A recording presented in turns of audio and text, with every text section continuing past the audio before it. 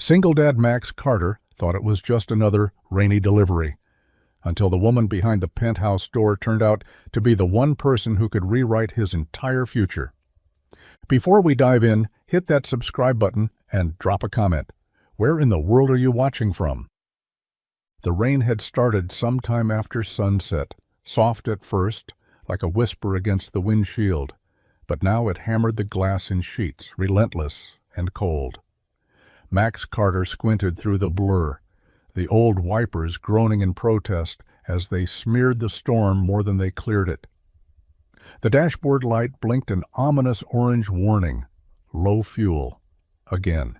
He gave it a tired glance but didn't slow down. Not yet. Not with 2 more deliveries to go. The smell of fried rice filled the car, mingling with the faint scent of wet wool from his jacket. He reached over and adjusted the cardboard bag, making sure the containers were upright. One spill meant a complaint. One complaint meant another black mark on his profile. Too many black marks and the app would drop him, just like that. "Hang in there, buddy," he muttered, giving the steering wheel a small pat, as if the car could hear him. The heater barely worked, but it was better than nothing. Water dripped steadily onto his knee from a leak in the roof. He'd shoved a rag up there, but it hadn't helped much. Not that he expected it to. Repairs cost money. Money he didn't have. His phone buzzed in the cracked cradle. Another order, another name, another address. Penthouse. Figures. He sighed, rubbing at his temple as the glow of downtown drew closer. Lila would be asleep by now. He'd left her with Mrs. Hernandez, the neighbor who never asked questions and always saved him a plate. He was grateful for her, even if he hated having to ask. A traffic light turned red. Max stopped and leaned his head back against the seat just for a second. His eyelids fluttered. He was so damn tired. The light turned green. He exhaled and drove on. Somewhere between the weight of responsibilities and the hum of the rain, Max told himself this was just a phase, just a rough patch. He'd get back on his feet, somehow. But as he pulled up to the towering glass building and stared at the glowing number 47 next to Penthouse, he felt something shift inside him. He didn't know it yet, but this delivery wasn't like the others. The order came through just as Max was about to sign off for the night. A single item, paid in full, with a tip that made him blink twice. $50 for 1 bowl of tomato soup. No special notes, no contactless drop-off, just an address that made his stomach sink. The Glass Well. Everyone in the city knew it. 47 floors of mirrored wealth rising above the skyline, like it didn't belong to the same world the rest of them lived in. Max had only been there once, years ago, back when he worked for a catering company that needed warm bodies in bow ties. He remembered marble floors, quiet elevators, and the way people looked right through you. He almost didn't accept it. He'd already done enough miles for one night, and Lila's fuzzy socks were still in the passenger seat. He always meant to take them in. But that tip, $50. That was groceries. That was gas. That was maybe not saying no when Lila asked for one of those frosted cookies at the bakery window. So he tapped accept and turned the car toward the downtown. By the time he reached the Glass Well, the rain had slowed to a drizzle, but the sky stayed thick and gray. The lobby was hushed and spotless, glowing with warm light that made him feel even more out of place. He approached the concierge desk, soup bag in hand, water still dripping from the sleeves of his jacket. "Delivery for Anne," he said, feeling ridiculous. No last name, no unit number, just Anne. The concierge didn't blink. "Penthouse," she said simply, reaching for a keycard. "You'll need this to access the top floor. Elevators to your right." He took it with a quiet nod, ignoring the way his scuffed sneakers squeaked on the marble. The elevator ride felt impossibly smooth and weirdly silent. As the floors ticked upward, 30, 38, 44, Max's nerves buzzed. This place wasn't built for people like him. Not the leaky car, not the second-hand jacket, not the man balancing delivery gigs and a daughter he loved more than anything. The doors opened with a soft chime. He stepped into a hallway so quiet he could hear the rain on the glass windows, and then, at the far end, A single door. He approached slowly, knocked once, and waited. The door opened slower than Max expected, like whoever was behind it had hesitated, unsure. For a moment he considered that maybe no one would answer, that the order had been a mistake or a prank, but then there she was. A woman stood in the doorway, barefoot on polished wood floors, wrapped in an oversized gray sweater that hung just past her thighs. Her chestnut hair, slightly damp, clung to the sides of her face in soft waves. A single strand curved across her cheek, and she didn't bother to tuck it behind her ear. Her eyes, clear and startlingly sharp, met his for a beat too long before dropping to the bag in his hands. "Soup?" she asked, her voice low, husky, as if she hadn't used it in hours. "Yeah," Max said, holding the bag out. "Tomato, right? No croutons." She nodded, stepping aside just enough for him to see past her into the apartment. No, the penthouse. It was stunning, but strangely dim. The curtains were drawn, the lights were low. It felt less like a palace and more like someone had been hiding inside it for too long. He caught a glimpse of a sleek black couch, a stack of books on the floor, and a flickering fireplace that looked far too real to be electric. She took the bag carefully, like it might fall apart in her hands. "Thanks," she murmured. "No problem," he replied, hesitating. She looked like someone trying very hard not to fall apart. There was a pause, a silence too thick for strangers. "You're soaked," she said suddenly, noticing the wet patches on his shoulders and the drip of water from his collar. "Occupational hazard," Max joked, forcing a smile. She didn't laugh, but her mouth curved almost right. For a moment he thought she might say something else, but she only stepped back, still holding the bag like it mattered more than it should. "Have a good night," she said, softer this time. Max nodded. "You too, Anne." The name sat oddly in his mouth. He turned and walked back to the elevator, but as the doors slid shut behind him, he glanced back one last time. She was still there, watching. Max stepped out of the elevator and into the lobby, the warmth of the building instantly swallowed by the cold waiting on the other side of the glass doors. He didn't check his phone until he was back in the car, the engine coughing to life beneath his fingers. 1 bar of gas left. He sighed, tapped open the delivery app, and scrolled to the completed order. No tip. $50 had been there when the order came in. But now, 0. Nothing. He stared at the screen for a long second, jaw tight. For all her quiet grace and tired eyes, Anne had just joined the list of people who thought guys like him didn't matter. He was used to it, used to being invisible. Still stung, though. He tossed the phone onto the passenger seat and pulled away from the curb. Upstairs, Ava sat curled on the couch, the soup untouched beside her. Her fingers hovered over her phone. She could still send it. She meant to send it. She'd just forgotten. Her mind was elsewhere, the way it always was lately, spinning through old memories, old headlines, old betrayals. She closed her eyes and leaned back, breathing deep. But guilt slipped in like a draft under a locked door. Downstairs, Max hit a red light. Rain tapped the windshield in uneven rhythms, a soft and steady reminder that he should have been home by now. He didn't even know why this one bothered him more than the others.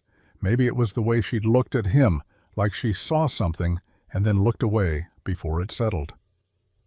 His phone buzzed, a message from the app. Customer added a note. "Sorry, forgot to include tip earlier. I'll fix it. Stay dry." He blinked, then smiled, just a little. A minute later, another message popped up. Tip received, $0. No update, no fix, just silence. Max chuckled under his breath, shook his head, and whispered to himself, "Figures." But he didn't get angry. He didn't fume. Instead, he leaned back at the next stoplight, stared out into the rain, and whispered the same thing he always told Lila when things didn't go their way. Kindness doesn't come with receipts. And with that, he drove on. The rain hadn't let up. If anything, it had deepened into a steady, unrelenting rhythm, a soft percussion against the windshield that matched the quiet ache in Max's chest. He kept one hand on the wheel, the other resting against the door, fingers absently tapping to the hum of the heater, fighting a losing battle against the cold. The city lights blurred into streaks through the fogged-up glass, like the world itself was tired and smudged. He didn't mind the late nights, not really. It was the coming home part that got to him, the way silence always filled the apartment before it gave way to a little girl's sleepy voice or the rustle of blankets on the couch. He turned onto the side street leading to their complex. The familiar sight of the old, flickering porch light felt like an exhale. Second floor, third window, from the left. He always looked up at it like a habit, like a prayer. By the time he unlocked the apartment door, it was nearly 10. The scent of spaghetti warmed the air, leftovers, reheated, probably by Mrs. Hernandez, and the low sound of a cartoon still playing on the small living room TV filled the quiet.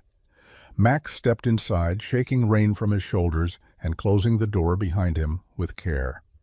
Lila sat curled on the couch, wrapped in a blanket with cartoon ducks on it. Her head turned the second she heard the door. "Daddy?" she whispered, not loud, not excited, just relieved. Max smiled and crouched down, opening his arms. She ran into them, blanket and all. "You stayed up," he murmured into her hair. "You said you'd be home before 10. He pulled back to look at her. "Did I?" She nodded solemnly. "Spaghetti's in the microwave. I saved you the piece with the most cheese." His chest tightened. "Thanks, Bug." She followed him into the kitchen, bare feet patting against the tile. Max reheated the plate, then sat at the counter while Lila leaned her head against his side. "You look tired," she said. "I am. Did you help someone today?" He thought of the penthouse, the woman, the silence. "Yeah," he said softly. "I think I did." And though he couldn't explain why, the weight in his chest felt just a little bit heavier as the rain continued to fall. The soup had long gone cold. Ava hadn't touched it. It sat on the marble kitchen island, steam a memory, beside an untouched glass of water and a napkin folded so precisely it might have belonged to someone else entirely. The penthouse was quiet, too quiet. But she didn't turn on any music. She never did anymore. Silence, at least, didn't lie. She stood barefoot by the floor-to-ceiling windows, watching the rain trace delicate, wandering paths down the glass. Below, the city buzzed like it always did, oblivious and alive. From up here, it all looked distant, manageable. But she knew better. Ava turned away, clutching her phone, thumb hovering over the lock screen, where a row of unread notifications waited like vultures. Her stomach twisted. She didn't want to look, but she tapped anyway. Lane Technologies faces scrutiny after boardroom shakeup. Where is Ava Lane? Silence from former CEO raises questions. Investors react to sudden resignation and mysterious disappearance. She closed the tabs, one by one, deleted them, force-quit the app, tossed the phone onto the couch with more force than necessary. Her name, her real name, had become a headline, a target, a talking point. She paced the room, then crossed to the bookshelf, reaching for a silver-framed photo. It was old, the edges were worn. She picked it up carefully, like it might break if she touched it wrong. Her father stood beside her in the picture, one arm resting protectively on her shoulder, both of them in lab coats and safety goggles, smiling in front of a prototype that would later revolutionize hybrid engines. He had believed in progress, in innovation, in her. And she'd left all of it, not because she wanted to, because she had to. The betrayal hadn't come from outsiders. It came from the people she trusted most. When they tried to sell off what her father had built to the highest bidder, she walked, quietly, disappeared, gave them no chance to spin it, no press conference, no parting words, just gone. Now she was Anne, eating soup alone and ordering takeout like she didn't once sit on Forbes's cover. She set the photo down gently and rubbed her temples. The man who delivered her dinner tonight, He hadn't known who she was, and for the first time in weeks, that felt like relief. The scent of scorched bread filled the apartment like a silent alarm. Max yanked open the toaster and waved the smoke away with a dish towel, coughing as the blackened slices popped up, stiff as cardboard. Lila sat at the table in her pajamas, swinging her feet and drawing smiley faces in the condensation on her juice glass. "That one's extra crispy," she said, grinning. Max held up the toast like a piece of evidence. "It's artisanal, charcoal-infused, very trendy." Lila giggled, and the sound cracked something open in his chest. He smiled back, but his mind wasn't really in the kitchen. Not entirely. It was still stuck in the elevator from last night, on the sound of the door opening to that penthouse, on her face, her eyes. "Daddy?" "You're doing the staring thing again." "Am I?" He poured cereal into a bowl, narrowly missing the counter. "Sorry, Bug, long night." "Was the soup lady nice?" He paused. Yeah, she was different. Across the city, Ava stood in her own kitchen, sleek, bright, immaculately designed, though she barely noticed. She moved like someone acting out a familiar script. Kettle on, loose leaf tea in a strainer, a splash of oat milk in her favorite mug. Her fingers trembled only slightly as she stirred. Last night had stirred something else entirely. She couldn't remember the last time someone had looked her in the eye and spoken to her like she was normal. Not Ms. Lane, not CEO, just a person. He hadn't asked questions. He hadn't pushed. He hadn't even flinched at the awkwardness of standing in a penthouse with wet shoes and a bag of soup. And when she forgot to tip, she winced at the thought. He hadn't snapped or sulked. He'd just left. Calm, kind. She leaned against the counter, tea warming her hands, eyes unfocused. She didn't even know his name. Max dropped Lila off at school 30 minutes later, the taste of burnt toast still lingering. As he drove away, he glanced at his phone. No new orders yet. But something inside him, the same part that watched raindrops trace their way across glass, kept thinking of her. And on opposite ends of the city, both of them wondered the same thing. Would they ever see each other again? The cursor blinked on the screen, waiting for her to type. Ava sat at the kitchen island, laptop open, hair pulled into a loose bun that hadn't seen a mirror all day. The same cup of tea from hours earlier sat cold beside her, untouched. Rain tapped gently on the windows again, not quite as heavy as the night before, but steady, like a presence she couldn't shake. She wasn't sure what she was doing. Not really. The delivery app was still open in a separate tab. She'd found him, Max Carter. A quick search through her old order history showed his name in the driver details, tied to that soggy, simple moment of soup and silence. She clicked out of her real profile, Ann Clark, and opened a new one. A burner. Fake name. Fake email. Just enough to keep her off the radar. The idea was ridiculous, borderline obsessive, but it was better than scrolling through articles about herself that only twisted the knife deeper. She stared at the blank address field for a moment, then typed it in. The Glasswell. Same penthouse. But this time, she added a note. If possible, please assign Max C. as my driver. It felt absurd, childish even, but it wasn't about flirting or games. She just wanted to see him again, just to be in the presence of someone who didn't expect anything from her, who hadn't read headlines or shaken hands with her at a conference. Someone who'd looked at her and seen a person, not a brand. She hesitated before placing the order. Her finger hovered over the submit button like it might trigger something larger than lunch. Then she clicked. Done. She sat back in the silence, heart oddly quick. Waiting. Max had just finished a delivery, a soggy bag of tacos to a college kid who barely looked up from his gaming chair, when the ping came in. New order. Penthouse again. He raised an eyebrow. Really? Oh, he muttered. But when he saw the customer request his name specifically, a strange feeling stirred in his chest. Confusion. Curiosity. He hit accept and the rain began again. Max stood outside the penthouse door again, soup in hand, feeling déjà vu settle on his shoulders like the weight of the delivery bag. The hallway was silent, just like last time. The same light hummed above. The same rain tapped the window at the end of the corridor, a steady reminder that some things didn't change. But something felt different. The door opened faster this time, and there she was, no sweater, no fog in her eyes, just Ava, or Anne, wearing a fitted black t-shirt and jeans, hair down and slightly curled from humidity, like she hadn't decided whether to let herself care today. "You again," she said, a soft smile tugging at the corners of her mouth. "You asked for me," Max replied, lifting the bag slightly.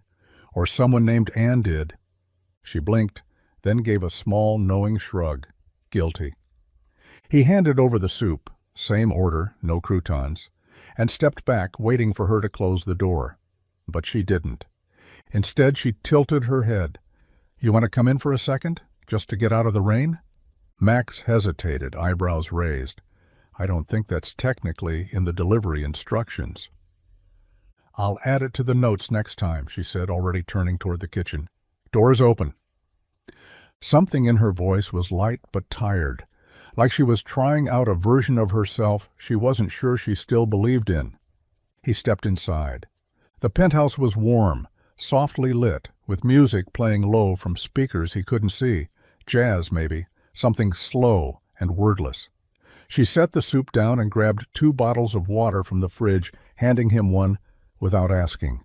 "So," she said, leaning against the counter, "tell me something about you, anything. I don't even know your last name." He took the bottle, twisting the cap. "Carter, Max Carter." "Nice to meet you, Max Carter." They stood in silence for a moment, the kind that wasn't awkward, just still. "I'm a single dad," he said eventually. 5-year-old daughter. Her name's Lila. She's smarter than me and eats too many gummy bears when I'm not looking." Ava smiled. "She sounds like good company." "She is," he said quietly. She waited, like maybe he'd ask something in return, but he didn't. He didn't ask who she really was, or why someone who lived in a penthouse ordered soup like a secret, and that, more than anything, made her want to see him again. The rain softened as the evening wore on, tapering to a gentle drizzle that painted the penthouse windows with quiet streaks of silver. Ava sat cross-legged on the floor, leaning against the low edge of the couch, her bowl of soup resting on the coffee table in front of her. Max sat nearby, his back against the opposite armrest, still damp from the outside, but too tired to care. Somehow dinner had turned into takeout for 2. After the soup, he'd offered to pick something else up, joking about her needing actual calories, and she'd surprised herself by saying yes.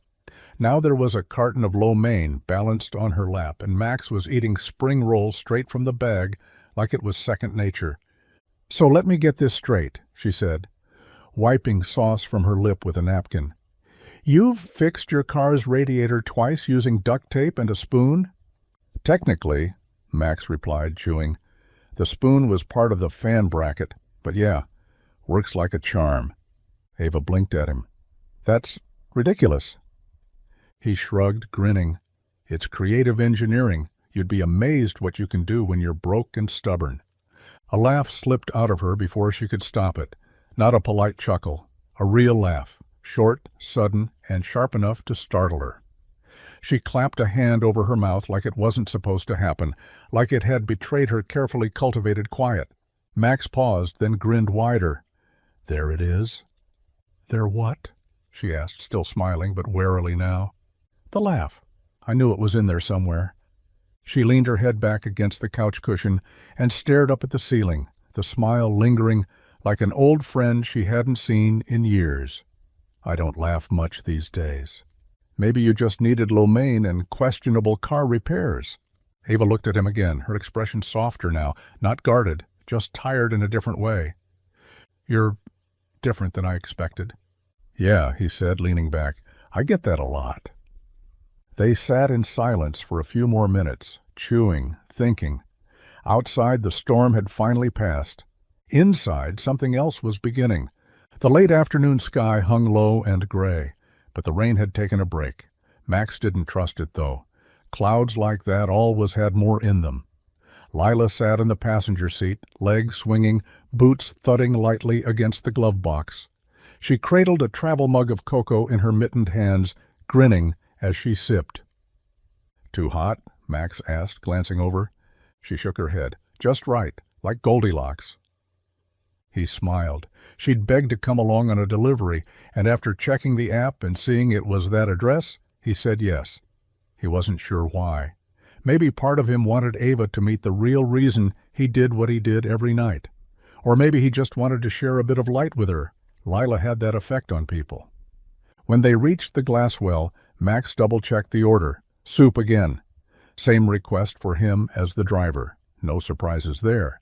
As they walked into the building, Lila's eyes widened like they were stepping into a palace. "Daddy," she whispered, "this place smells like lemons and rich people." Max choked back a laugh. "Be cool, Bug." The elevator ride felt longer than usual. Lila held his hand the whole way, Coco in her other fist like a treasure she didn't want to drop. When the door opened, Ava was already waiting, sweater sleeves pushed to her elbows, hair up in a loose twist, expression unreadable until she saw the small figure peeking from behind Max's leg. "Oh," she said softly, stepping back. "Hi." "This is Lila," Max said. She insisted on tagging along. Lila stepped forward, fearless. "Hi, I brought cocoa. For me, but you can smell it if you want." Ava blinked, then laughed, light and easy, like the sound had found its way back to her since the last time. "Well, thank you. I'll take a whiff." She crouched, breathing in exaggeratedly. Smells like happiness." Lila nodded sagely. "That's because Daddy adds cinnamon." Ava looked up at Max, her eyes warmer than he'd ever seen them. "You didn't say she was a genius?" "I like to keep some surprises," he said, smiling. And as the three of them stood there, steam curling from a chipped mug of cocoa and laughter hanging in the air, Ava felt something stir inside her, something like hope. The coffee shop was quiet, tucked into a corner of the West End, where no one expected to see a billionaire hiding in a hoodie. Ava stirred her drink absently, gaze fixed on the frothy swirl of oat milk and espresso, though her mind was miles away. She'd started venturing out a little more lately, brief walks, errands, takeout picked up by hand instead of sent to her door. Small steps toward normal, whatever that meant now. She wore no makeup, no jewelry. Her hair was tied in a loose knot beneath a gray beanie. She'd ditched the designer coats and silk scarves weeks ago. In this neighborhood, she looked like any other tired woman trying to disappear into her coffee. It should have been safe. She was halfway through her drink when she heard it, a voice behind her. Familiar. Too familiar. "Miss Lane?" Her blood froze. The name hit like a slap. She turned slowly, carefully, every muscle tensed beneath the hoodie. And there he was. Mitchell Crane, corporate snake in a tailored coat. He worked PR at Lane Technologies. He was at the table during her last board meeting, the one where they tried to sell her father's legacy to a conglomerate that cared more about profit margins than innovation. "Sorry," she said quickly, lowering her gaze. "You must have me confused with someone else." He stared at her, frowning slightly, like a song lyric stuck just out of reach.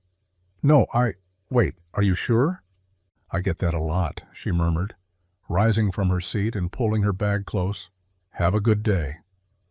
She slipped past him out the door into the biting air. Her lungs burned, her pulse thumped against her temples. "Don't look back, just keep walking." She made it around the corner before ducking into an alley behind a florist's shop, hands braced against the cold brick wall, breath fogging the air. Her heart pounded like a warning bell. She'd gotten away this time, but the past had a long reach, and now she knew it was only a matter of time before it caught up. The rain had started again, soft and steady, just as Max pulled up to the glass well for the midday drop-off. He glanced over at Lila in the back seat, already slipping her little raincoat over her arms with the kind of determination only a 5-year-old could muster. Sunday mornings were usually their quiet time, cartoons, pancakes, laundry, but this delivery had been a surprise. No request this time, just an address, the same one. When they reached the top floor, Ava was already at the door, barefoot in black leggings and an oversized sweater that slid off one shoulder like it had somewhere better to be. She looked different today, more relaxed somehow, like she hadn't been hiding for the past few months. Like maybe, just maybe, she wanted to be found. "You're getting soaked," she said, eyes flicking to the wet spots darkening Max's sleeves. Wouldn't be the first time. Ava hesitated, then opened the door wider. "Come in, both of you. I was just making pancakes." Max blinked. "Wait, real pancakes? Not the takeout kind?" She smiled. "Real ones, with blueberries." Lila's eyes lit up. "Blueberries are my second favorite. Chocolate chip is first." Max laughed. "I think we're being kidnapped." "Temporarily," Ava said. "I'll return you with full stomachs." Inside, the penthouse smelled like butter and vanilla. Lila kicked off her rain boots with practiced ease and wandered toward the open kitchen, peering up at the marble counter like she'd stepped into a fairy tale. "Daddy," she whispered loudly, "this place is way shinier than ours." Max grinned. "Don't touch anything gold." Ava crouched beside Lila, her tone soft. "Do you want to help me flip the next pancake?" Lila nodded eagerly, her curls bouncing. "Are you the pretty soup lady?" Ava blinked, then laughed. A bright, genuine sound that filled the entire room. "I guess I am." Max met her eyes across the counter. There was something unspoken there, a warmth, a thread pulling tighter. As Lila climbed onto a step stool and Ava guided her tiny hands with care, Max leaned back against the kitchen island, watching them both. And for the first time in a long time, the storm outside didn't feel so heavy. The elevator hummed quietly as it climbed toward the penthouse, its soft glow reflecting off the mirrored walls.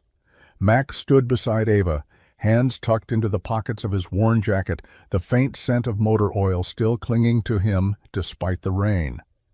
Lila had stayed with Mrs. Hernandez for the afternoon, which meant, for the first time, it was just the two of them. They hadn't said much at first, but the silence wasn't uncomfortable. It felt like the kind that lets you breathe a little deeper. "Thanks for the pancakes," Max said finally, glancing over. Ava smiled. "Thanks for letting Lila take over my kitchen. I haven't seen that much flour on my floor, ever." "She only gets messy when she likes someone," and he said, half teasing. "So consider yourself approved." Ava looked down, the smile lingering. "She's something special." "She's everything," Max said, more serious now. "She's the reason I work nights and weekends, why I haven't quit even when I wanted to, why I keep going even when I don't know how." Ava turned slightly, watching him as the numbers above the door ticked upward.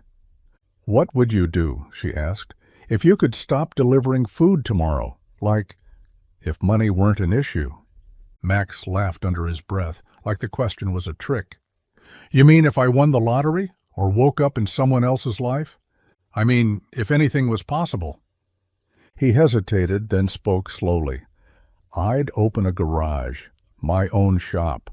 Not just for repairs, something real, honest, fair prices, good people. The kind of place where folks don't get taken advantage of." Ava studied him. He wasn't pitching a fantasy. He was sharing a blueprint carved out of long nights and hard choices. "I even have a name picked out," he added sheepish. "Carter and Co. The Co is for Lila." The elevator dinged softly. They'd arrived. She didn't move right away. "That sounds like something people need," she said quietly. Max glanced at her, surprised by the weight in her voice. She met his gaze, not with pity, not with curiosity, but with something closer to consideration, like she was filing it away for later. They stepped into the hallway. The air between them changed, warmed by something more than shared soup or pancakes. something closer to understanding. It started with a spinning circle. Max tapped the delivery app icon for the third time, squinting down at the cracked screen as he sat parked outside a corner deli. Still nothing. Just the eternal swirl of loading purgatory. His signal was fine, battery at 42%, but the app refused to open. "Come on," he muttered, giving the phone a frustrated tap. "Don't do this to me today." He had Lila's school supplies to buy. Rent was due in 4 days. The radiator had started making a sound again, a low, wheezing groan he'd been ignoring out of necessity. He needed this shift. He restarted the phone. No change. 10 minutes later, he gave up and pulled into the nearest Wi-Fi spot just to double-check the app's status. Server error. Temporary outage. Estimated time to restore, unknown. Max leaned his head against the steering wheel and exhaled. Of course. That was when his phone buzzed. Not the app this time, but a message. Unknown. Number. Got your number from the app a while back. If you're not working tonight, I could use a hand. He didn't need to ask who it was. Half an hour later, he stood at Ava's door again, this time with no takeout bag and no official delivery to justify the visit. "You weren't kidding," she said, glancing at his dead-eyed phone screen as he held it up. "App's out. No jobs, no tips, just vibes." She smiled softly and stepped aside. "Come in. I have an idea." Inside, the penthouse was warmer than usual, and not just because of the thermostat. A playlist hummed gently in the background. Piano, soft vocals, something soothing. "I have a list of errands I've been putting off," Ava said, handing him a folded paper. "Dry cleaning, a package to drop at the post office. I hate driving in the city. I'll pay you cash, fair rate." Max looked down at the list, then back at her. "You hiring me as your personal assistant now?" "Temporary consultant," she corrected, a faint smirk playing at her lips. "Flexible hours, attractive boss." He laughed, and something in her chest loosened. It wasn't about the errands, not really. She just wanted more time with him, and now she had a reason. The city below shimmered, awash in gold and silver, as if the rain earlier had polished every surface. From the penthouse balcony, it looked almost unreal, like someone had scattered diamonds across the skyline. Ava stood with her arms resting lightly on the glass railing, eyes drawn not to the buildings or lights, but to the small, crumpled paper boat drifting in a shallow puddle near her feet. It was the third one Lila had made. "I think this one's the fastest yet," Lila announced proudly, kneeling on the balcony floor, her fingers wet from folding and floating her makeshift fleet. "She's an engineer in the making," Max said, crouching beside her. He'd rolled up his sleeves, his forearms smudged faintly with ink from a ballpoint pen. Ava had tossed them earlier to decorate their creations. Ava smiled, glancing at the scattering of paper scraps around them, napkins, old receipts, printer paper that had long lost its importance. Now they were ships. Lila had named each one, Hope, Captain Daddy, and the Soup Lady Special. That last one made Ava laugh, really laugh. Max turned toward her, quietly amused. "I think you've been promoted from Pretty Soup Lady. I'll have to update my resume." The air was cool and clean after the rain, the kind of night that felt borrowed from some softer version of the world. No noise from the street, just the occasional honk, the distant hum of life below, and the fluttering sounds of paper boats finding their course across shallow puddles. Lila yawned, then curled up in the blanket Ava had wrapped around her earlier. She lay between them like a link in a chain, her head resting on Ava's knee without a second thought. Max noticed but didn't say anything. He just watched, Ava's hand instinctively moving to Lila's hair, gently brushing a curl away from her face. Above them, stars peeked through the thinning clouds. "I used to think it would take something big to make my life feel different," Ava said quietly. "Like a $1 billion shift." Max looked up.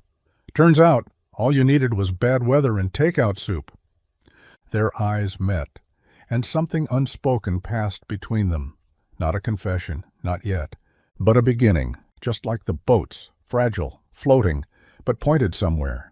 The knock came just after noon, sharp, deliberate, and far too confident to be a neighbor or a package delivery. Ava froze mid-step, a cup of coffee warming one hand, her other hovering near the kitchen counter where her phone lay face down.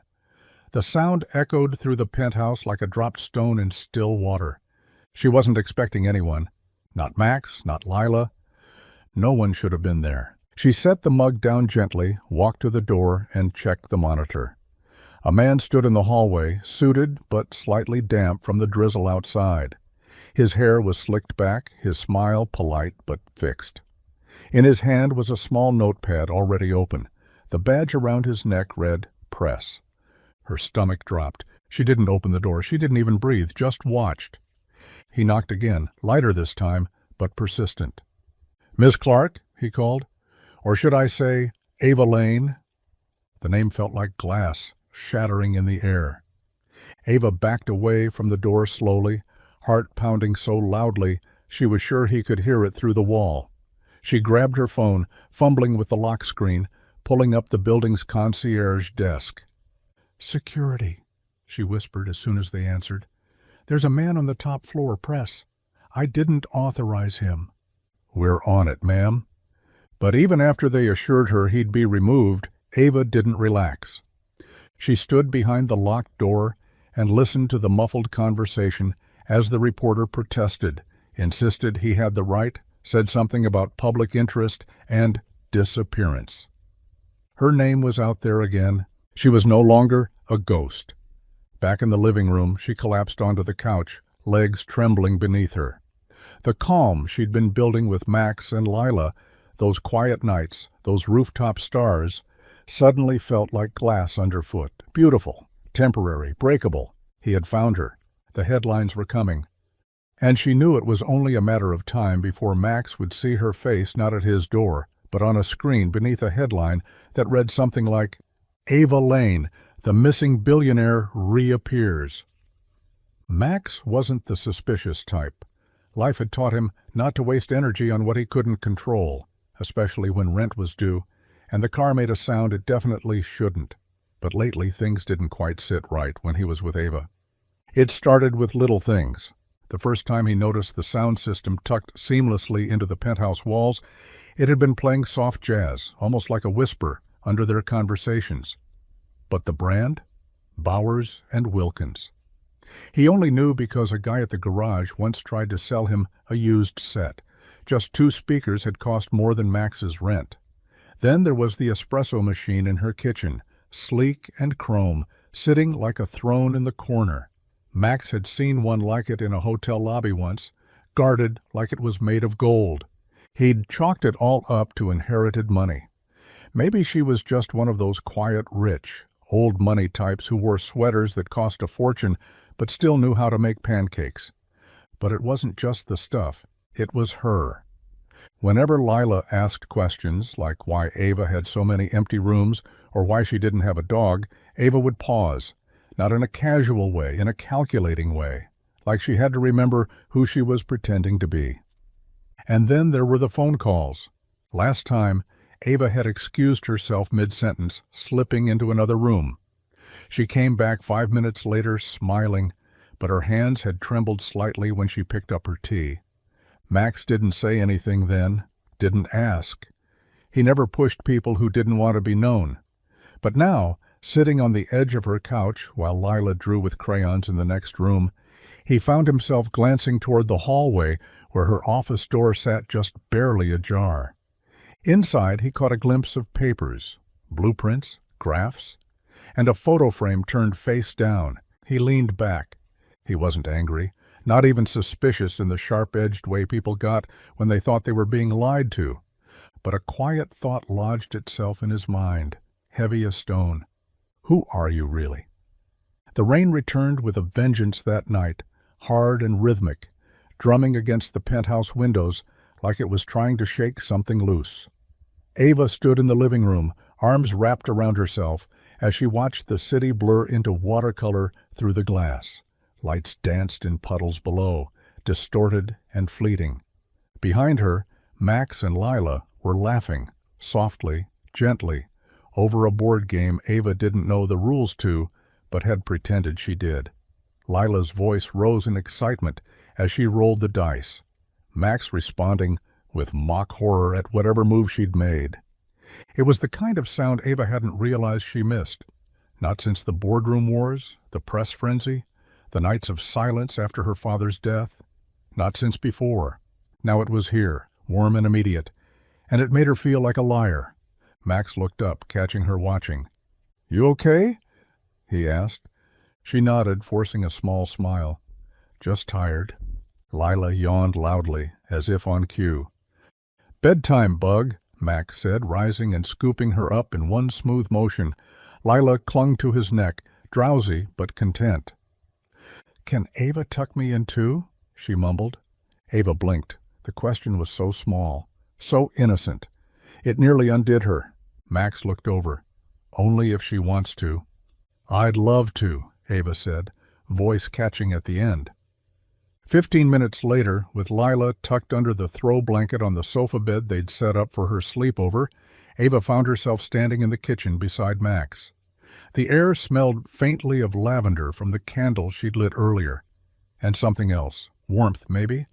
Unspoken things. He leaned on the counter, arms folded. "She really likes you, you know." Ava looked at him, something soft but uncertain in her eyes. "I like her too," she said. "And I like this." He nodded. "Me too." The words rose to her lips, right there. "I'm Ava Lane. I disappeared because the people I trusted betrayed me. I didn't mean for you to get pulled into this," but the fear clenched around her like a fist. "Not yet." Instead, she whispered, "You make this place feel real." And Max, unaware of the storm behind her silence, smiled. "Funny," he said. "I was about to say the same thing."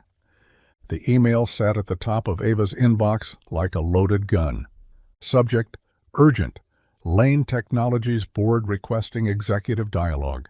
She hadn't seen the sender's name, Gregory Marsh, interim CEO and longtime board stooge, in months. Last she heard, he'd been fumbling his way through quarterly calls and appeasing shareholders with shallow smiles and half-baked promises. She imagined the panic now, thick and palpable, as the company's stock wobbled and innovation stalled. The empire her father built was slipping through their fingers. And now they wanted her back. She read the message twice, then a third time. "We believe your return would stabilize internal dynamics and restore investor confidence. Discreet re-entry, full authority, board support guaranteed." Ava scoffed. Guaranteed. That word had cost her everything once. She tossed the phone onto the couch and paced the room. The morning light streamed in from the balcony, but it didn't warm her. Not today, not with old ghosts clawing at the windows. They needed her. Not because they believed in her, but because they were losing. Because the press wouldn't stop asking where she was. Because even in absence, she had power. She opened the fridge, stared blankly at the shelves, then closed it again. She wasn't ready. Not yet. Not while she was just learning how to laugh again. Not while Lila was learning how to flip pancakes and ask questions that made her feel more human than any corner office ever had. Her phone buzzed again. A follow-up. This time from an assistant. "We can meet on your terms. Please advise." Ava sat on the edge of the couch, elbows on her knees, hands tangled in her hair.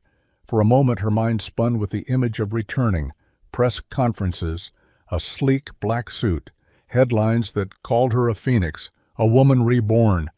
But then she heard something from the hallway. Lila's voice, humming softly to herself in the guest room, Max laughing in response, his voice low and warm. Ava exhaled. She picked up her phone and typed a single line. "I appreciate the offer, but I'm not interested at this time." Then she powered the phone off completely, set it face down, and walked toward the sound of something far more important than power. She wasn't ready to go back. Not when, for the first time in a long time, she was starting to feel like she was finally home. The garage smelled like motor oil, old rubber, and the ghost of gasoline, sharp and earthy, the scent of hard work and hours that never quite ended. Ava hesitated just outside the open bay door, her heels crunching lightly on gravel. She wasn't sure what made her come. Maybe it was curiosity, maybe it was guilt. Maybe it was the look in Max's eyes lately, tired around the edges, even when he smiled. She'd asked Lila where he was that morning. The little girl had answered with a proud grin and a mouthful of cereal. "Daddy's fixing cars at the noisy place." Now she was here, standing in her tailored coat, in a place that didn't know what to do with cashmere. Max was bent under the hood of an old red pickup, sleeves rolled to his elbows, grease on his hands, sweat darkening the collar of his shirt. He hadn't seen her yet. His jaw was tight, brows furrowed, a silent conversation happening between him and the engine. She watched for a moment, unnoticed, taking in the quiet intensity, the way he moved with certainty, like the machine made sense even when life didn't. Then he looked up, eyes catching hers, surprise flickering quickly to something softer. "Ava," he said, wiping his hands on a rag, "what are you doing here?" "I was in the neighborhood," she lied gently. "Figured I'd check out the famous noisy place." Max chuckled under his breath. "It's a little different from the penthouse." "It's real," she said, stepping inside. "It smells like truth." He raised an eyebrow. "Truth smells like transmission fluid?" "Apparently." He laughed, but it faded fast. She saw it then, what she hadn't before. The fatigue in his shoulders, the way he kept glancing at the time. A smear of oil across his jaw he hadn't noticed. He was holding it all together, but just barely. "How many hours do you work here?" she asked softly. "Depends on the day. Depends on what breaks." He didn't say because I have to, but it was there. In the pause. In the way he ran a hand through his hair and stared at the floor for half a second too long, Ava stepped closer. "You don't have to carry everything alone, you know."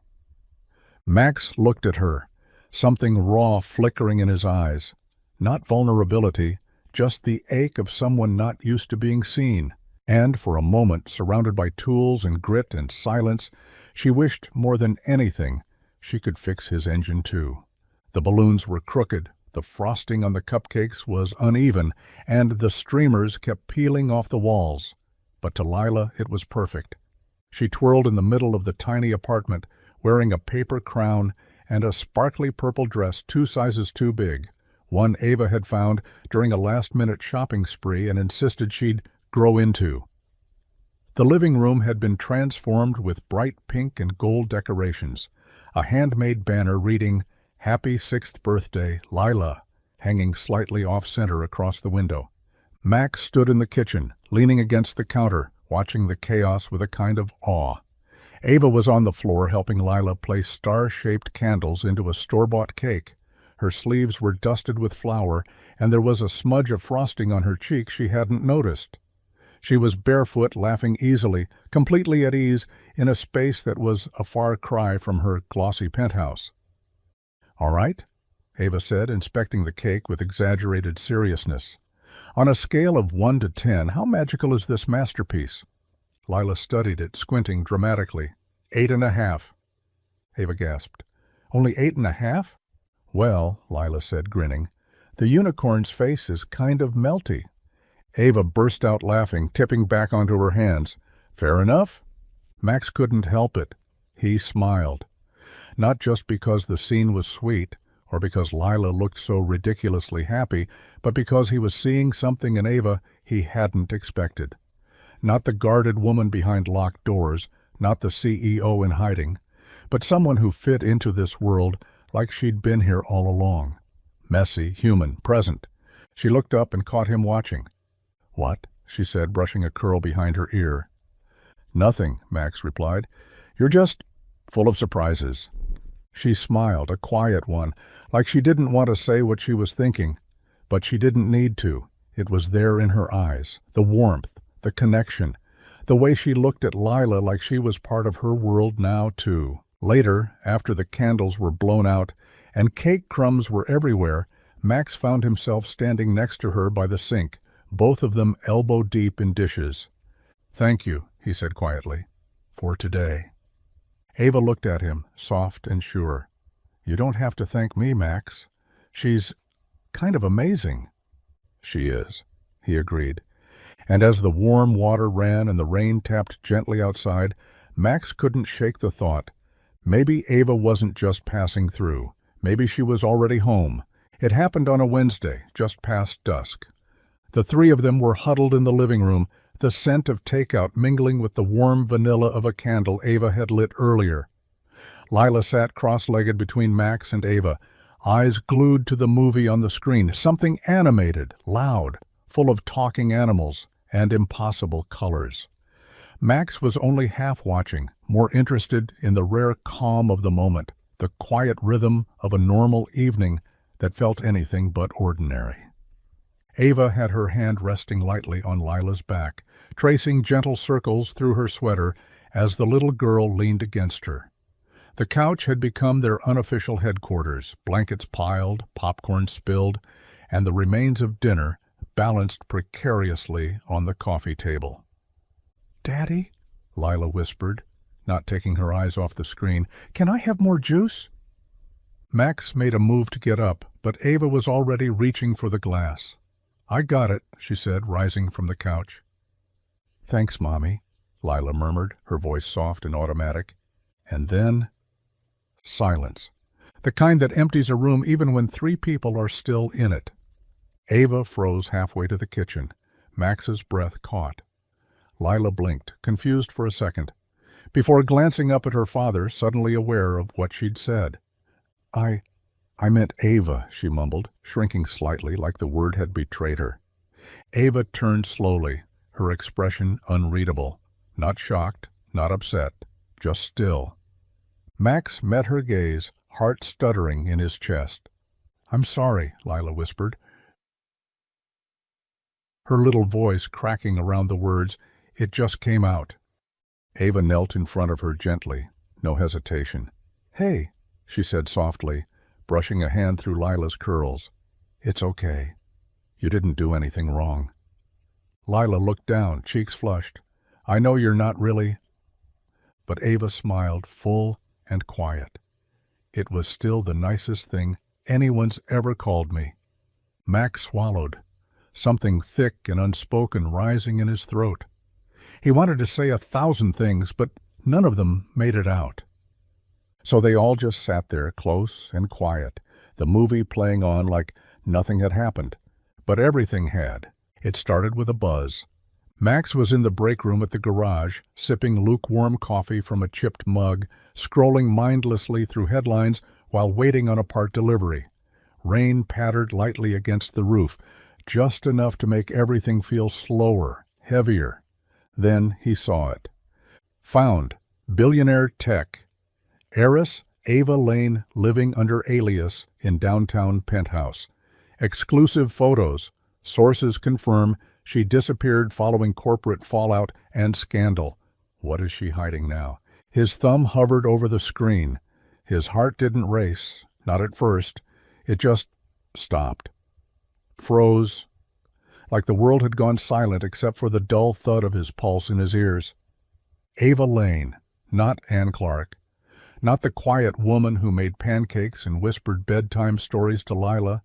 Not the girl who traced stars from her balcony and asked about his dreams like they mattered. No, she was that Ava Lane. He scrolled further. There was a photo, fuzzy, taken from across the street, but clear enough. Ava walking out of a florist, head low, bundled in a coat he recognized, the one she wore the night they watched paper boats sail in the rain. The article called her missing, secretive, reclusive.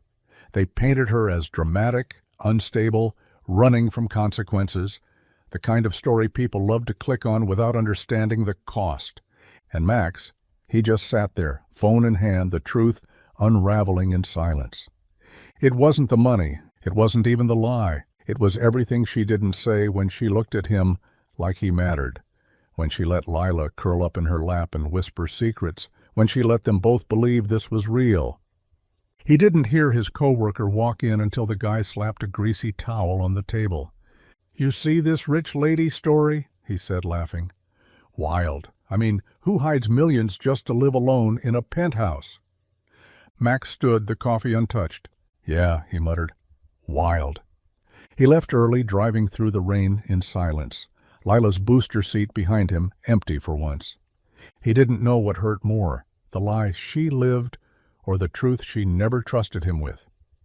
The rain came down in sheets, thick and unforgiving, as if the sky itself had something to say. Ava stood just outside the revolving doors of the glass well, her coat clutched around her shoulders, hair slicked to her cheeks. She hadn't expected him to show up so quickly. She hadn't expected him to show up at all. But there he was, standing beneath the awning, soaked to the bone, holding nothing but the weight of questions she'd never answered. Max didn't say anything at first. He just looked at her, eyes dark, jaw tight. The quiet between them was louder than the rain. "You lied to me," he said finally, voice low, steady. Ava swallowed. "I didn't lie. I just didn't tell you." He laughed, short, humorless. "That's not better, Ava." She winced. Her real name on his tongue sounded different now, heavy, distant. "I was going to tell you," she said, stepping forward. I needed time. I didn't know how." "You had weeks," Max sapped, his voice rising just enough to make her flinch. "Weeks of dinners, stories, birthday candles, bedtime hugs. You let my daughter call you Mommy." The word hung between them, sharp and aching. "I never meant for that to happen," she whispered. "But I care about her. About you." Max shook his head, rain dripping from his brow. "And all that time, you were someone else, hiding up here while we trusted you." "I wasn't hiding from you," she said, her voice cracking. "I was hiding from a life that tried to tear me apart, from people who used my name, my company, and turned it into something I didn't recognize." He stared at her, unmoving. "I didn't want to be Ava Lane around you," she said. "I wanted to be someone who could just exist." "And what were we then?" Max asked. "A break from your real life? Something simple to pass the time until you put the crown back on?" "No," she said quickly. "No, Max, it wasn't like that." But he stepped back. "Maybe not for you," he said. "But for me and for Lila, it was real." She opened her mouth, desperate to bridge the space between them, but Max was already turning. "I trusted you," he said over his shoulder, "and I don't get to do that very often." Then he disappeared into the storm, leaving Ava standing in the downpour, alone with the truth and the sound of her heart breaking. The penthouse was empty. Max stood in the center of the living room, the echo of his footsteps bouncing off walls that suddenly felt too wide, too hollow. The curtains were drawn back, exposing the skyline in all its glass and steel glory, but the space that once felt warm, alive with laughter, pancakes, and quiet stargazing, was stripped bare of its spirit. No candles, no music, no Ava. He hadn't meant to come back. He told himself he wouldn't. But days had passed since that night in the rain, and something in him, stubborn, hopeful, foolish, needed to know. She was gone. There was no note, no forwarding address, no carefully folded goodbye on the counter. Just a half-empty mug in the sink and the faint scent of her perfume clinging to the air like a ghost that hadn't yet realized it was gone. Lila's paper crown from her birthday still sat on the coffee table, slightly crushed, a pink feather hanging loose at the edge. Max picked it up and turned it over in his hands, thumb brushing a tiny smear of blue frosting. He hadn't realized they'd left it behind. He wandered into the guest room, Lila's sleepover space, and found it stripped. The blanket folded, the plush unicorn missing. Even the nightlight Ava had picked up just in case was unplugged, tucked into a drawer. Like none of it had happened, like they were just visitors in someone else's life. He sat down on the edge of the couch, elbows on his knees, the quiet pressing in around him. He didn't know what he expected. A goodbye, maybe. An explanation. A text. But Ava Lane had disappeared once before. This time she didn't vanish from headlines. She vanished from them. And all Max could do was sit there, in the emptiness she left behind, wondering what part of her had been real. and what had simply been borrowed from the pieces she'd tried to forget. The days blurred. Max was back behind the wheel, weaving through traffic with takeout bags sliding across the passenger seat, and tired music bleeding from the radio. His car still leaked when it rained. The heater coughed on cold nights, and the tips were as unpredictable as ever, sometimes enough for gas, sometimes not. He was used to it. Scraping by was the rhythm of his life. It had been for years. But this time, the weight felt different. He didn't complain, not out loud. Lila still needed bedtime stories and warm waffles. She still ran to him after school with paint on her sleeves and questions about dinosaurs. She didn't ask about Ava, not directly, but Max could tell the silence was louder for her, too. She hadn't worn the paper crown since. He picked up extra shifts, doubled up on deliveries, went back to patching tires at the garage 3 nights a week. Every dollar counted, and exhaustion was easier to deal with than grief. At least that's what he told himself. But something in him felt hollow, not broken, just missing. It wasn't about the money. He'd never had much of that anyway. It wasn't even about being lied to, not really. It was about the way Ava had looked at him, the way she'd let him believe in something steady for the first time in a long time. A future, maybe. A home that wasn't just 4 walls and overdue bills. He'd catch himself thinking about the balcony, the night sky, the paper boats, her laughter when Lila called her the soup lady. He'd remember the way she brushed Lila's hair back like she'd done it 100 times, the way her eyes softened when she watched them together like she wanted to stay. But she didn't. Now, Max was just a guy behind a wheel again, delivering dinner to strangers, fixing cars for cash, making just enough to stay afloat. And every now and then, when the rain tapped gently against the windshield and the city lights blurred in his rear view, he'd wonder if maybe, just maybe, he wasn't the only one feeling the absence. But hope, like money, was something he'd learned not to spend too easily. It arrived on a Tuesday, one of those gray, forgettable afternoons where the sky couldn't decide if it wanted to rain or just sulk. Max hadn't expected anything in the mail. Bills, sure. A flyer for pizza he couldn't afford, maybe another reminder about the expired inspection sticker on his car. But then he saw the envelope. No return address, no name, just his, written in looping, deliberate handwriting that looked like it belonged to a slower time. He turned it over in his hands, thumb brushing the edge like he wasn't sure if he should open it at all. He did. Inside was a single sheet of thick, cream-colored paper, no typed lines, just ink, blue slightly smudged in places, handwritten. Max, I'm sorry, not just for the lie, for the silence, for the way I disappeared when I should have stayed. You didn't deserve that. Neither did Lila. When I left my company, I told myself I was walking away from power, from control, from everything that broke me. I thought if I disappeared long enough, I'd finally feel free. But then I met you, and your daughter, and I realized something I wasn't ready to admit. I hadn't been hiding from the world. I'd been hiding from myself. You didn't know who I was, but you saw me anyway. Not Ava Lane, not the headlines or the company, just me. And for a while, I let myself believe I could have that. A quiet dinner, a laugh in the kitchen, a paper boat in the rain. You gave me something I hadn't felt in years. Peace. But I ran, not because I didn't care, but because I cared too much, and I was terrified. I don't expect forgiveness. I'm not asking for anything. I just wanted you to know that what we shared, it was real. Every word, every moment.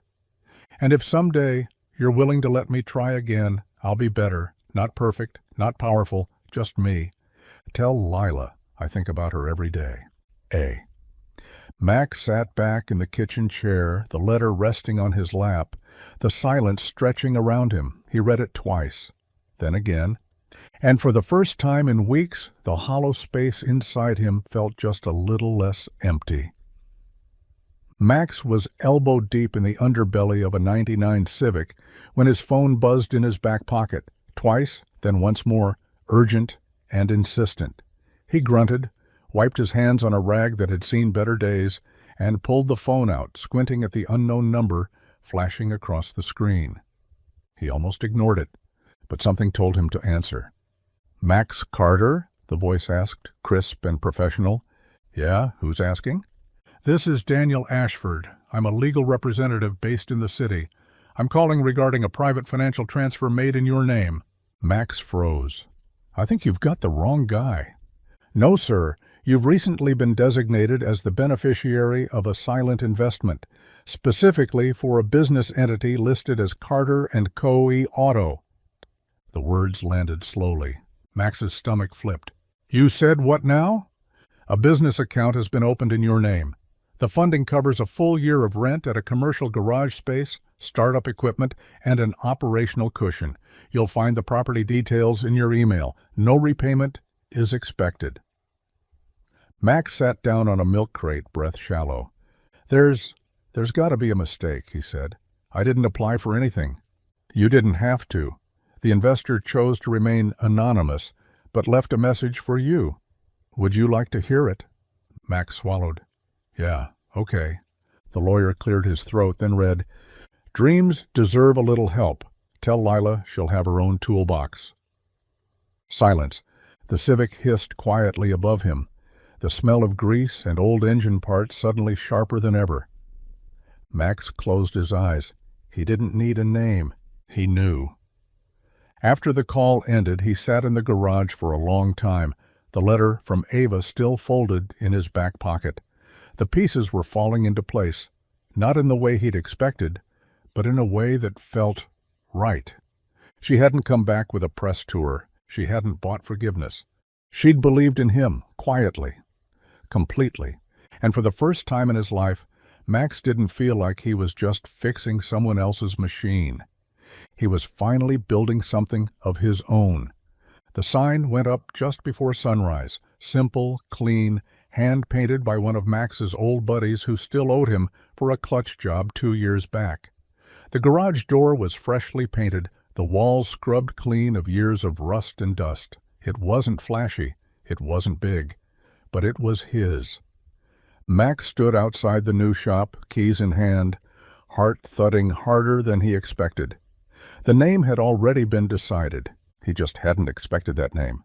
Lila tugged on his hand, her curls bouncing under her ball cap, a smudge of grease already on her cheek from helping with the final setup inside.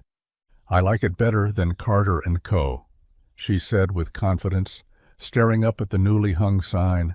Max squinted up at the letters again. "Lane's Fix-It. Underneath, honest work, no nonsense." He shook his head with a chuckle. "You sure? It's not even our name." Lila grinned. "Doesn't have to be. It's the one that made everything happen." Max didn't argue, because deep down, he knew she was right. It wasn't just a name. It was a thank you. To the woman who vanished without slamming a door, who left behind a letter and a legacy and the quiet gift of belief. To the one who showed up in the rain with soup and stayed long enough to stir something real. People started arriving around 10. Neighbors, friends, the tow truck guy from across town. Someone brought donuts. Someone else brought a blown-out tire and an apologetic shrug. Max rolled up his sleeves and got to work, grease under his nails by noon, his heart a little fuller with every engine hum. By mid-afternoon, Lila had claimed a corner of the shop with a plastic toolbox, a clipboard, and a sticker that read Supervisor. She greeted every customer with, "Welcome to Lane's. My dad's the boss, but I'm in charge of cookies." Max laughed every time. He glanced at the sign once more, then at the space around him, people chatting, tools humming, sunlight catching the window just right. It wasn't just a garage, it was the start of something new, and somewhere, he hoped, Ava knew she had never really left. The rain was back again, steady and familiar, tapping on the windshield like an old friend with bad timing. Max pulled the delivery bag tighter across the passenger seat as he turned off the main road and onto a quieter street on the edge of town. The kind of street where things closed early and the neon signs buzzed a little softer. The cafe was tucked between a thrift store and a boarded-up bakery. He'd never delivered here before. It wasn't even on the usual rotation, just a one-off order from a customer who hadn't used the app in a while. The name listed was Elaine. At first, he didn't think anything of it. Then he saw her. Through the cafe window, beneath the dim amber lights and next to a chipped ceramic mug, Ava sat alone. Her hair was damp, curling slightly around her face, and her coat was draped over the back of the chair like she meant to stay for a while. She didn't look up immediately, just cradled the mug with both hands, staring at the steam like it might give her the words she still didn't know how to say. Max stepped through the door, the bell above it chiming gently. Rain followed him in, dripping from his jacket, soaking the cuffs of his jeans. He stood just inside, frozen in place. Ava looked up. Their eyes met. There was no rush, no dramatic gestures, just a quiet stillness between two people who'd been through the fire and were now standing on the other side of the smoke. "I didn't know how else to reach you," she said softly, "so I ordered tea." Max blinked, the corner of his mouth tugging upward. "You always did have a thing for dramatic entrances." Ava smiled, small, nervous, real. "Can I buy you a cup?" He hesitated just for a moment, then stepped forward and slid into the seat across from her. Outside, the rain kept falling, but inside, something warmer was beginning to take its place. The cafe was quiet, the kind of place that hummed with low conversation and clinking mugs, where time felt slower and the rain outside softened into background music. Max sat across from Ava, hands wrapped around a warm cup of black coffee he hadn't touched. He wasn't cold, he wasn't tired, he was just there, waiting. She looked different tonight, not because of the rain or the simple sweater she wore, but because she wasn't hiding behind anything. No false names, no guarded pauses, just Ava, bare and honest in a way that felt more powerful than all the headlines that once screamed her name. "I should have told you sooner," she said quietly. "I was scared, not of you, of losing what we had, of ruining it."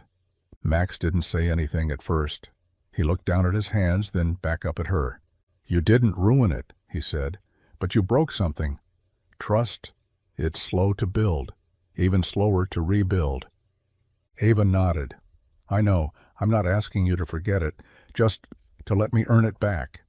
She reached into her coat pocket and slid something across the table. A small envelope. Plain. No markings. He opened it and pulled out a photo. Lila standing in the new garage, grinning, wearing a tool belt 3 sizes too big and a name tag sticker that read, "Manager in Training." Max stared at it, then laughed under his breath. "How did you—" "I stopped by, didn't stay, just watched through the window for a few minutes." She smiled faintly. "She's happy. You're building something beautiful." He looked at her, really looked, and for the first time in a long time, he didn't see the woman who left. He saw the one who showed up, again, despite everything. "Why now?" he asked. Why come back?" "Because I'm done running," she said. "From my name, from the company, from people who see me. I want something real, Max. And I think that's you." The rain outside slowed to a whisper. Max leaned back in his chair, the weight in his chest easing. "No aliases," he said. "No disappearing." She nodded. "No secrets." They sat there in the soft glow of the cafe, steam rising from their cups, a second chance warming in the space between them. This time they were starting from zero, and this time it would be enough.